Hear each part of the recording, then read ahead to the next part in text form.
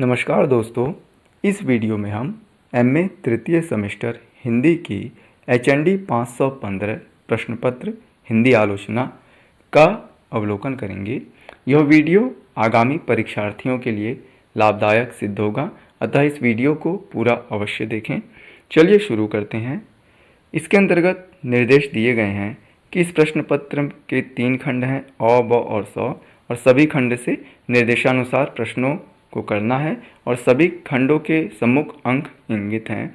खंड अ में आप देखेंगे प्रश्न संख्या 1, निम्नलिखित सभी पर 100 शब्दों में टिप्पणी लिखिए।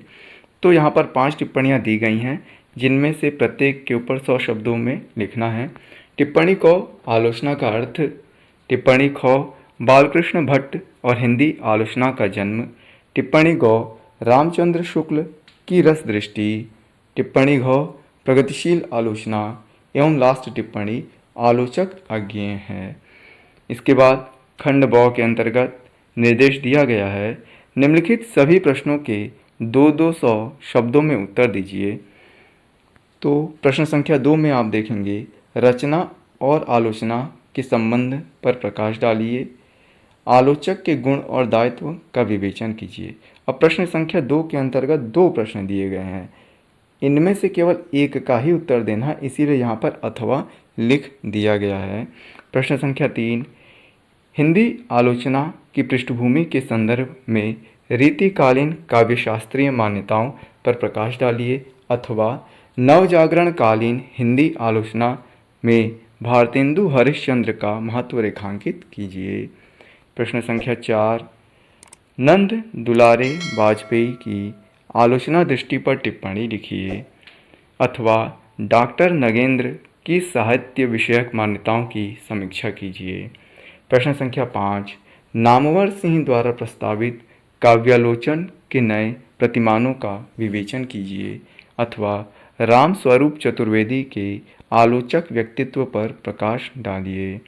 आगे चलते हैं। खंड 100, इसके अंतर्गत निर्देश दिया गया है कि निम्नलिखित प्रश्नों में से किन्हीं 2 के 600 शब्दों में, यहाँ पर कुल 4 प्रश्न दिए गए हैं, जिनमें से केवल 2 प्रश्नों का ही उत्तर अभ्यर्थियों को देना है और प्रत्येक प्रश्न जो है इनमें से 20 नंबर का है। प्रश्न संख्या 6, आलोचना के स्वरूप पर प्रकाश डालते हुए उसके प्रकारों का परिचय दीजिए। प्रश्न संख्या 7, नवजागरण कालीन हिंदी आलोचना के महत्व और उसकी उपलब्धियों पर प्रकाश डालिए। प्रश्न संख्या 8, हिंदी आलोचना के विकास में रामचंद्र शुक्ल के योगदान का आंकलन कीजिए। एवं अंतिम प्रश्न, प्रश्न संख्या 9, हिंदी की प्रगतिशील आलोचना के सापेक्ष नई हिंदी आलोचना के मूल्य और महत्व की समीक्षा कीजिए।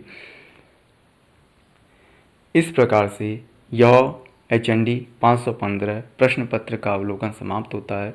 मुझे उम्मीद है कि यह वीडियो आप सभी के लिए लाभदायक सिद्ध होगा। इसी प्रकार के अन्य शैक्षणिक वीडियो देखने हेतु हमारे YouTube channel learn to earn with Praveen को सब्सक्राइब करें। धन्यवाद।